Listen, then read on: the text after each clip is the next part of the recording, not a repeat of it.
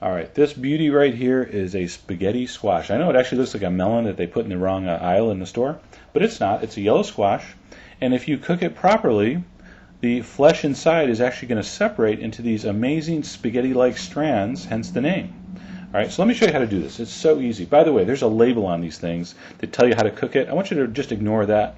It says to cook it in a pan of water upside down and bake it in the water, and I think it leaches out a lot of the flavor.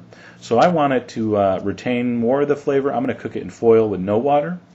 So here's how we're going to do this. We're going to prep the inside by simply just scraping out the seeds.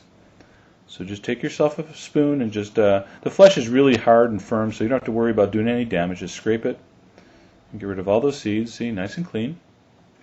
And then I want you to get heavy-duty foil. I've told you this before. Get a roll of heavy-duty foil. It's right next to the regular foil. It's just longer, thicker, so much easier to work with. Stop trying to piece together little pieces of foil.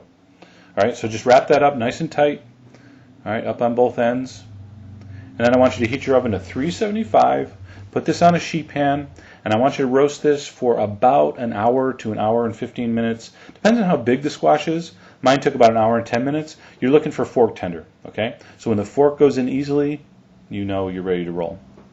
All right, so that was good for me. Like I said, about an hour and 10 minutes. Now, this has to cool a little before you can handle it. Whoops. So I want you to flip it over and just let it cool kind of upside down.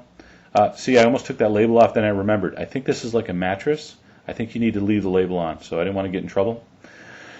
Once it was cool enough to handle, prepping it is really super simple. Just take your fork and just scrape it away from the skin, and you'll see how easy it separates.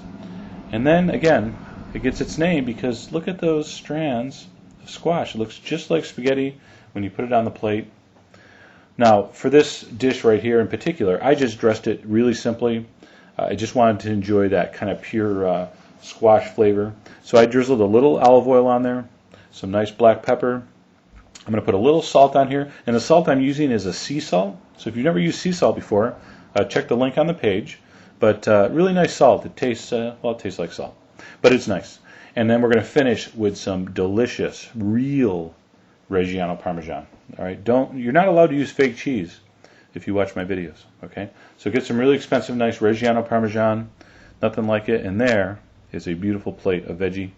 Anyway, this is the plain form. This makes an incredible base for meat dishes such as grilled chicken. Imagine just a nice brined pork chop on there, a big double thick cut pork chop. That would be beautiful. I actually put some halibut cheeks on this the other day. You probably saw that clip.